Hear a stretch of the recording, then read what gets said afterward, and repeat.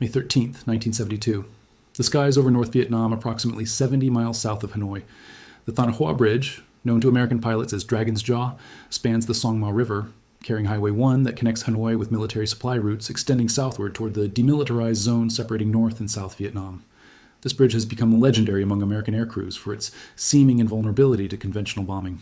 Between April 1965 and May 1972, 7 years of sustained air operations, American aircraft have flown 871 separate bombing sorties attempting to destroy this bridge. Those attacks have delivered thousands of tons of conventional ordnance without ever completely severing the bridge spans. 11 American aircraft have been shot down by the intensive anti-aircraft defenses protecting the bridge, with 104 airmen killed or captured. The bridge has been damaged repeatedly. Bomb craters pockmark the roadway. Steel railings are bent, concrete is chipped and scarred, but North Vietnamese work crews repair the damage within days or weeks, and the bridge continues carrying supplies southward in support of North Vietnamese military operations. At 09:59 hours, an F-4D Phantom carrying call sign Balter 01 rolls inverted at 15,000 feet altitude approximately 5 miles from the bridge. The maneuver, rolling upside down, allows the crew to look up through their canopy at the target below while planning their attack geometry. The pilot and weapons systems officer can see the bridge clearly, can observe the distinctive steel truss spans supported by massive concrete piers sunk into the riverbed, can identify the western span, center section, and eastern span that together create the 540-foot structure. The crew rolls upright and begins their diving attack, descending toward the bridge, while the weapons systems officer activates the pave knife laser designator pod mounted under the aircraft as belly. The laser, invisible infrared light beyond human visual range, projects toward the bridge's western span, reflecting off the concrete and steel in a cone of energy that creates what guidance engineers call a basket. Balter 01's wingman, Balter 02, follows in formation, carrying two 2,000-pound Mark 84 general-purpose bombs fitted with Paveway I guidance kits. These kits consist of laser seeker heads mounted in the bomb nose and movable control fins that steer the bomb during its fall. The impact occurs with devastating precision. The 2,000-pound bomb strikes the western span within 3 feet of the designated aim point, the type of accuracy that conventional dumb bombs could never achieve. The explosive force, 945 pounds of tritonal high explosive, detonates against the span structure, and the cumulative stress from the direct hit exceeds the bridge's structural integrity. The western span buckles, steel members twist, concrete cracks, and the entire span collapses into the Song Ma River below.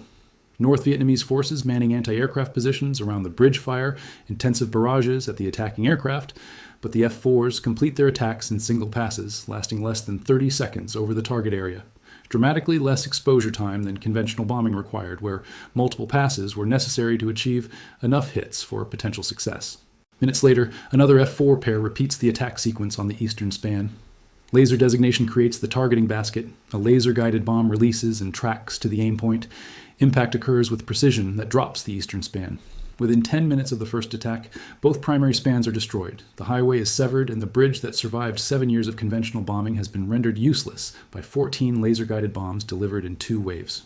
The remaining F-4s in the strike package attacked the center section and damaged areas with both laser-guided and conventional bombs, ensuring complete destruction. Total mission time from first weapon release to final bomb impact, approximately 20 minutes. American aircraft losses, 0. The bridge that North Vietnamese propaganda had celebrated as indestructible symbol of resistance lies broken in the river, destroyed by technology that North Vietnamese forces had no defense against. To understand why this bridge proved so difficult to destroy with conventional bombing, and why laser-guided bombs succeeded so dramatically, you need to understand both the bridge's characteristics and the limitations of conventional aerial bombardment. The Thanh Hoa Bridge was constructed in 1964 as strategic transportation link carrying Highway 1, the primary north-south route through North Vietnam. The bridge measured 540 feet in length and 56 feet in width, constructed with steel truss spans supported by massive concrete piers sunk 16 feet thick into the riverbed. The design emphasized strength and durability, creating structure that could withstand substantial damage while remaining functional for traffic. The bridge, its strategic importance was enormous. It carried approximately 75% of supplies flowing from Hanoi toward the demilitarized zone in South Vietnam beyond, making it a critical choke point in North Vietnamese logistics network. North Vietnamese forces recognized the bridge's importance and defended it accordingly. More than 40 anti-aircraft artillery sites surrounded the bridge, 37 B-meters, 57 meters, 85 meters, and 100 millimeter guns positioned to create overlapping fields of fire covering all approach routes. SA-2 guideline surface-to-air missile sites provided additional coverage against aircraft at higher altitudes. MiG fighter bases nearby could scramble interceptors to engage attacking aircraft. The bridge became the most heavily defended target in North Vietnam outside the immediate Hanoi area, with anti-aircraft defenses so intensive that pilots approaching the bridge faced near-certain engagement regardless of their tactics or timing. Conventional bombing results against this bridge between 1965 and 1972 illustrated the limitations of dumb bombs delivered by aircraft maneuvering to avoid anti-aircraft fire. The 871 sorties flown against the bridge delivered approximately 3,000 bombs, 500-pound, 750-pound, 1,000-pound, and 2,000-pound weapons dropped from altitudes ranging from 5,000 to 20,000 feet by F-105 Thunder Chiefs, A-4 Skyhawks, and F-4 Phantoms. The bombs achieved superficial damage, cratering the roadway surface, bending steel railings, chipping concrete, but never completely severing the spans. The fundamental problem was accuracy. Conventional bombs dropped from aircraft experience multiple forces that affect their trajectory. Gravity pulling them downward, air resistance slowing them, wind pushing them horizontally, and initial aircraft motion adding velocity components. Calculating where bombs would impact required accounting for all these factors. And even with sophisticated bomb sights and computers, accuracy was limited. Circular error. Probable, the radius within which 50% of bombs will impact, for conventional bombing from 20,000 feet altitude, typically exceeded 400 feet, even under ideal conditions. With aircraft maneuvering to avoid anti-aircraft fire, with winds at altitude differing from surface winds, with variations in bomb ballistics, actual accuracy often degraded to 500 or 600 feet CEPI. The Thanh Hoa Bridge spans were 540 feet total length, meaning that even bombs aimed perfectly at the bridge center might miss the structure entirely. Destroying the bridge required direct hits on the spans themselves with enough bombs in close proximity that accumulated damage exceeded structural integrity. Statistical analysis suggested achieving this required dozens of direct hits within 30-foot radius, a level of accuracy conventional bombing couldn't achieve, even with massive attacks. The 11 aircraft lost, attempting to bomb this bridge, reflected both the intensive defenses and the multiple passes aircraft needed to make attempting to achieve hits. Conventional bombing tactics required aircraft to make repeated attack runs, correcting aim based on where previous bombs impacted, staying in the target area for extended periods that gave anti-aircraft gunners multiple opportunities to engage. The 104 airmen killed or captured represented human cost of attempting to destroy heavily defended target with weapons inadequate for the task. North Vietnamese propaganda capitalized on the bridge's survival, describing it as indestructible proof that American air power couldn't break North Vietnamese determination.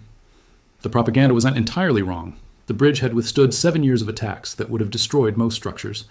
North Vietnamese forces repaired damage quickly, usually restoring the bridge to functionality within days after attacks. The bridge became a symbol of successful resistance and source of morale for North Vietnamese military and civilian population. The Paveway laser-guided bomb system that would change the situation began development in 1968 when Texas Instruments engineers recognized that adding guidance to conventional bombs could dramatically improve accuracy while requiring minimal modification to existing weapons. The concept was elegant. Fit standard bombs with guidance kits consisting of laser seeker heads and movable control fins, allowing the bombs to guide themselves toward reflected laser energy. The system required laser designation, either from the attacking aircraft itself or from forward air controllers on the ground or in other aircraft. But once laser illumination established, bombs could achieve accuracy measured in feet rather than hundreds of feet. The physics of laser guidance relied on properties of laser light and the principle of reflected energy detection. A laser designator projected narrow beam of infrared light toward the target.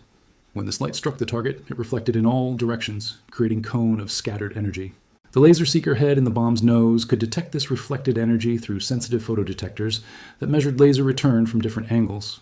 By analyzing which direction provided strongest return, the seeker could determine which direction the bomb needed to steer to center itself on the target. The movable fins responded to commands from the guidance computer, creating aerodynamic forces that steered the bomb continuously throughout its fall. The designation requirements were critical to successful employment. The laser designator needed to aim at the target continuously from bomb release until impact, typically 10 to 20 seconds, depending on release altitude. If designation stopped, the bomb would lose guidance and revert to ballistic trajectory like a conventional bomb. The person operating the designator needed steady aim despite aircraft maneuvering, enemy fire, and the challenge of tracking a stationary target while flying at several hundred miles per hour. The Pave Knife and similar laser designator pods that equipped F-4 aircraft provided stabilized platforms that helped maintain steady designation, but operator skill remained essential. The bombs themselves were standard Mark 82, 500 pound, Mark 83, 1,000 pound, and Mark 84, 2,000 pound. General purpose bombs fitted with Paveway guidance kits. The kits added approximately $3,000 to $5,000 per bomb. Substantial cost, but negligible compared to aircraft losses and mission failures with conventional weapons. The first operational use occurred in 1968 during Vietnam operations, with limited deployment as the system matured. By 1972, during Operation Linebacker, Paveway laser-guided bombs had proven reliable enough for full deployment against high-value targets like the Thanh Hoa Bridge. The advantages over conventional bombing were dramatic. Hit probability for laser-guided bombs exceeded 90% under good conditions, meaning 9 out of 10 bombs impacted within lethal radius of the aim point. Conventional bombing hit probability against point targets was typically 5% or less, meaning 19 out of 20 bombs missed. Single aircraft with laser-guided bombs could accomplish missions requiring 20-plus aircraft with conventional weapons. Most importantly, the reduced time over target, single pass instead of multiple passes, dramatically reduced aircraft exposure to anti-aircraft fire. The May 13, 1972 mission against the Thanh Hoa Bridge demonstrated these advantages under the most demanding conditions. The strike package consisted of 14 F-4 Phantoms, 8 configured to deliver laser-guided bombs, 4 carrying conventional bombs for follow-up attacks, and 2 Wild Weasel F-4s configured for defense suppression against anti-aircraft missiles.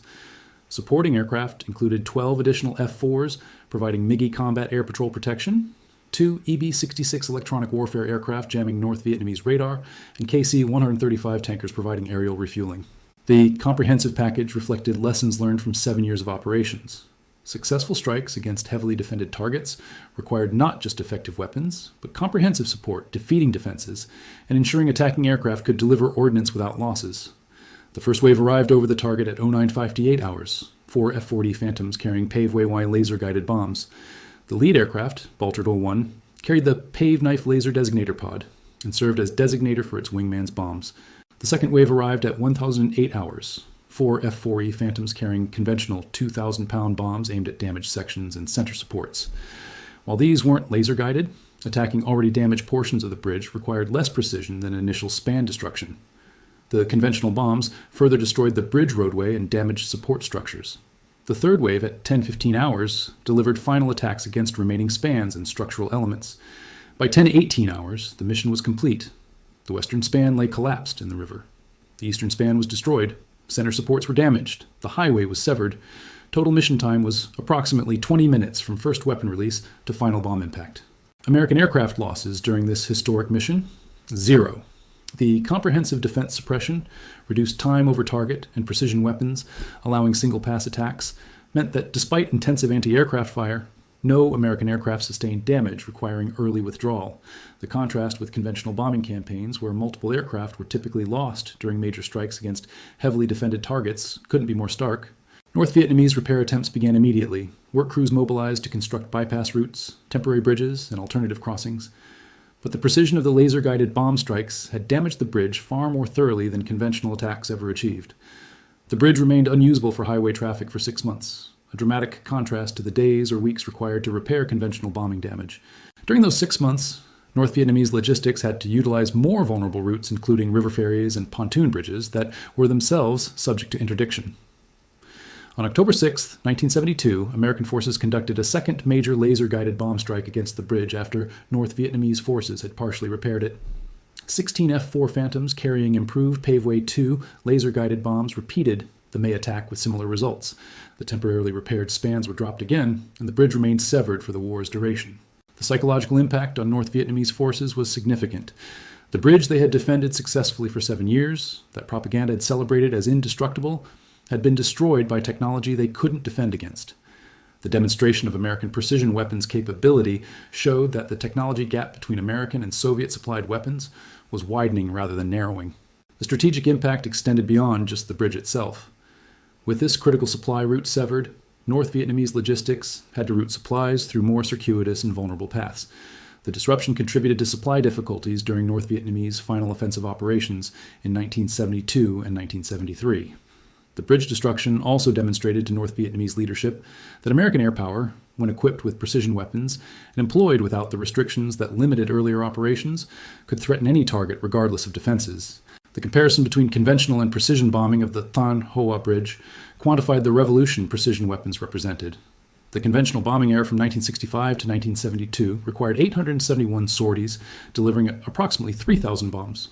The ordnance costs alone exceeded $5 million. The 11 aircraft lost cost approximately $11 million in hardware, plus the immeasurable cost of 104 airmen killed or captured. Despite these massive resources committed, the bridge survived and continued functioning after every attack. The laser-guided bomb era of 1972 required 30 sorties across 2 major strikes, delivering 60 laser-guided bombs. Ordnance costs totaled approximately $2 million. Aircraft losses were 0. The bridge was destroyed completely. The accuracy advantage explained the effectiveness disparity. Conventional bombs with 400-foot CEP meant that bombs aimed at the bridge center frequently missed the structure entirely. Even bombs that hit the bridge often impacted roadway or railings rather than structural spans where damage would be most effective. The reinforced concrete and steel construction could withstand near misses and even some direct hits without catastrophic failure. Laser-guided bombs with 10-foot CEP meant virtually every bomb struck structural elements where damage would compromise integrity.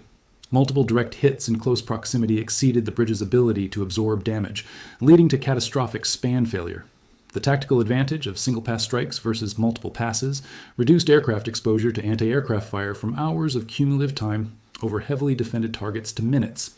Conventional bombing required aircraft to make repeated passes, staying in the target area while observing where previous bombs impacted, and adjusting aim for subsequent attacks. This prolonged exposure gave anti-aircraft gunners extended opportunities to track aircraft, predict flight paths, and achieve hits. Laser-guided bombing allowed aircraft to make single passes, reducing exposure time by factors of 10 or more and dramatically decreasing probability of aircraft loss. The legacy of Paveway laser-guided bombs and the Thanh Hoa Bridge mission extends far beyond Vietnam to shape every military conflict since 1972. Laser-guided bombs proved the concept of precision-guided munitions, demonstrating that technology could provide accuracy advantages so substantial that they changed fundamental calculations about aerial warfare. Between 1972 and 1973, American forces dropped more than 25,000 laser-guided bombs in Vietnam, achieving effectiveness that validated the technology comprehensively. Modern Paveway variants, Paveway II, the III, and IV, incorporate improvements, including a GPS-INS backup guidance that allows weapons to guide even when clouds or smoke obscure laser designation, solving weather limitations that affected early systems. Desert Storm in 1991 showcased precision weapons to global audience through CNN broadcasts of laser-guided bomb strikes hitting targets with accuracy that earlier generations would have considered impossible. More than 10,000 laser-guided bombs were dropped during Desert Storm, achieving effectiveness that shaped post-Cold War expectations about American military capability. The broadcasts of precision strike footage, bombs entering building windows, striking specific vehicles and convoys, hitting precise aim points on bridges, created perceptions of American air power that influenced adversary calculations for decades. The Thanh Hoa Bridge itself was rebuilt after the war and stands today as a museum and memorial. Vietnamese documentation of the bridge's history acknowledges that American technology proved superior, that precision weapons accomplished what massed conventional bombing could not, and that the 1972 strikes demonstrated capabilities that forced North Vietnamese forces to adapt their strategies and accept limitations they hadn't anticipated. When Balter 01 rolled inverted over the Thanh Hoa Bridge at 09:59 hours on May 13, 1972, the crew participated in a mission that would validate a decade of precision weapons development and demonstrate technology that would shape warfare for generations. North Vietnamese forces had defended that bridge successfully for 7 years, repairing damage from 871 conventional bombing sorties, celebrating its survival as proof of their resistance and American impotence. The laser-guided bombs that destroyed the bridge in minutes showed that precision technology could overcome any defense, that accuracy mattered more than quantity, and that the physics of reflected light guided weapons more precisely than any bomb sight calculating ballistic trajectories. The bridge that survived thousands of tons of conventional ordnance collapsed under precisely delivered strikes that hit exactly where they needed to hit for maximum structural damage. North Vietnam trusted concrete and steel. America trusted physics and light.